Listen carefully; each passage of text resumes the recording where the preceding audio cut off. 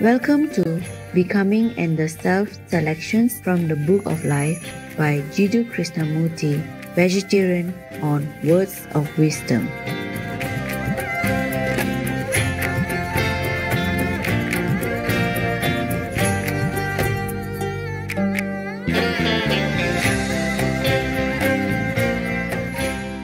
Jiddu Krishnamurti was an internationally renowned spiritual figure born in 1895 in southern India, who to this present day is still considered one of the greatest thinkers and spiritual teachers of all time. He did not proclaim any religion, sect, or country, and always pointed out that we are first humans and do not need to identify with nationality or religious beliefs.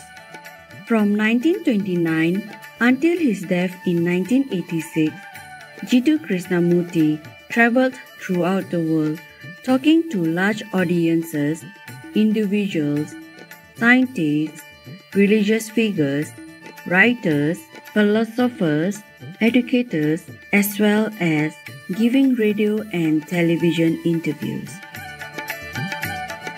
Krishnamurti's message emphasized the great need of a radical change for humankind. His deep insights on the nature of the human mind enabled him to deliver his talks in a fresh and direct way, making audience members feel like he was addressing them personally. Krishnamurti's only concern was to set humanity absolutely unconditionally free. His vision was for humans to have a more profound understanding of themselves and of the art of living, so as to bring about a new and peaceful generation. A compassionate vegetarian, the beloved Krishnamurti was also a founder of schools in India, the United States, and the United Kingdom. They are based on a holistic global outlook with a concern for humanity and the environment and their interconnected relationship. The schools were established to be places where the existential concerns of life could be explored freely and responsibly. In addition, Jiddu Krishnamurti was an author of numerous books. Among them are The Awakening of Intelligence, The Urgency of Change, Freedom from the Known, and The Flight of the Eagle. Let us now continue with the reading of excerpts from Jiddu Krishnamurti's book, The Book of Life. All that affects the brain, the nerves, the organs. Becoming is strife. Life as we know it, our daily life, is a process of becoming. I am poor, and I act with an end in view, which is to become rich. I am ugly, and I want to become beautiful. Therefore, my life is a process of becoming something. The will to be is the will to become at different levels of consciousness in different states in which there is challenge, response, naming, and recording. Now, this becoming is strife. This becoming is pain. It is not. It is a constant struggle. I am this, and I want to become that. All becoming is disintegration. The mind has an idea, perhaps pleasurable, and it wants to be like that idea, which is a projection of your desire.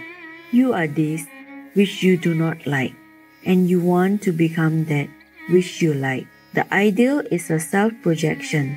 The opposite is an extension of what is. It is not the opposite at all, but a continuity of what is, perhaps somewhat modified. The projection is self-willed, and conflict is the struggle towards the projection. You are struggling to become something, and that something is part of yourself. The ideal is your own projection. See how the mind has played a trick upon itself. You are struggling afterwards, pursuing your own projection, your own shadow. You are violent, and you are struggling to become non-violent. The ideal is a projection of what is, only under a different name.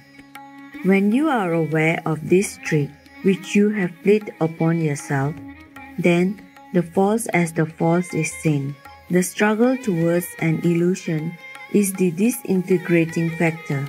All conflict, all becoming is disintegration.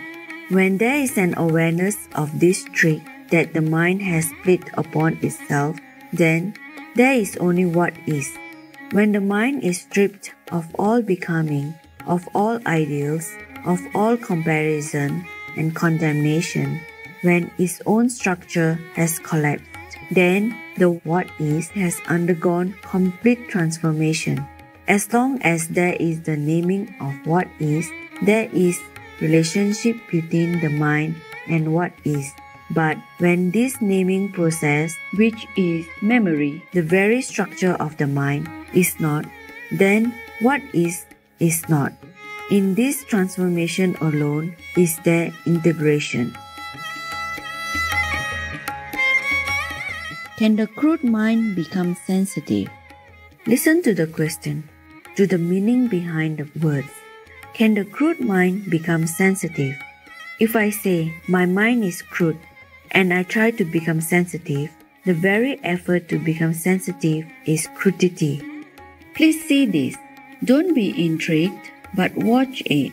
Whereas, if I recognize that I am crude without wanting to change, without trying to become sensitive, if I begin to understand what crudeness is, observe it in my life from day to day, the greedy way I eat, the roughness with which I treat people, the pride, the arrogance, the coarseness of my habits and thoughts, then that very observation transforms what is.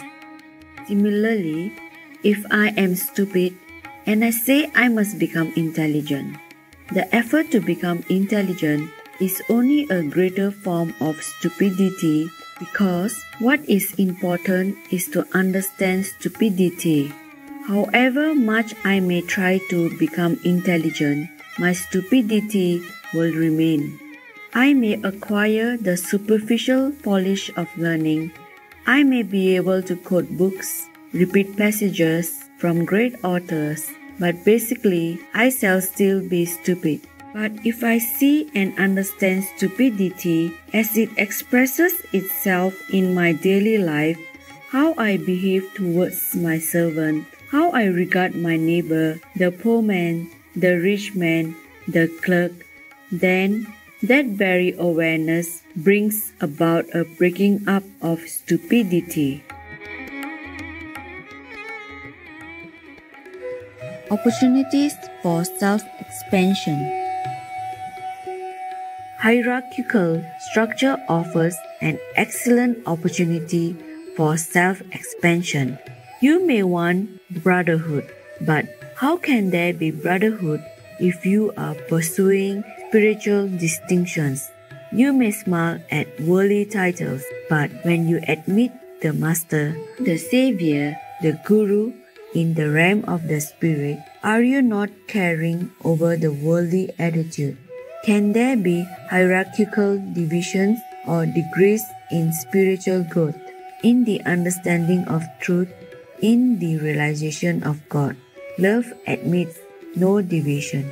Either you love or do not love, but do not make the lack of love into a long drawn-out process whose end is love. When you know you do not love, when you are choicelessly aware of that fact, then there is a possibility of transformation. But to sedulously cultivate this distinction between the master and the pupil, between those who have attained and those who have not, between the Savior and the sinner, is to deny love. The exploiter, who is in turn exploited, finds a happy hunting ground in this darkness and illusion. Separation between God or reality and yourself is brought about by you, by the mind that clings to the known, to certainty, to security. This separation cannot be bridged over.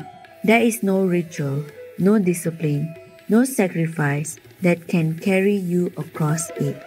There is no savior, no master, no guru who can lead you to the real or destroy this separation. The division is not between the real and yourself.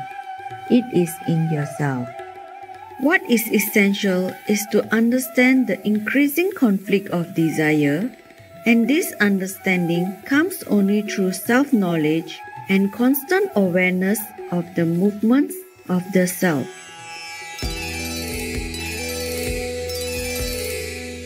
For more information on Jiddu Krishnamurti and his teachings, please visit jkrishnamurti.org and kfoundation.org. Honorable viewers, thank you for your company on today's Words of Wisdom.